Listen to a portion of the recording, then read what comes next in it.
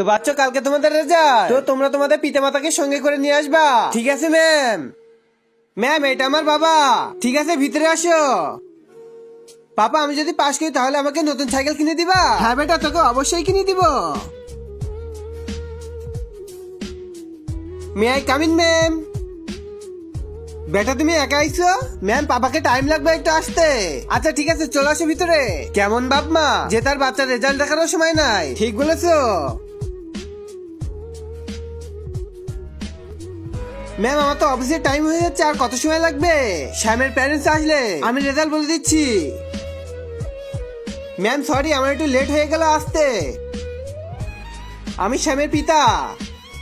হসপিটালে একটা emergency case আইছিল, এই জন্য আসতে একটু লেট হয়ে গেল। কিন্তু তার আগে তোমাদের জন্য 1000 টাকার ছোট্ট একটা গিফট নিয়ে এসেছি। গিফটটি পাইতে হলে শব্দের প্রথমে ভিডিওটিকে একটি লাইক একটি সাবস্ক্রাইব করতে হবে এবং কমেন্টে তোমাদের ফোন নাম্বারটা দিয়ে যেতে হবে। কোনো সমস্যা নেই স্যার, আপনাদের জন্যই তো কত লোকের প্রাণ বাঁচে, এই কথা তো কিছু লোকের মাথায় ঢোকে না।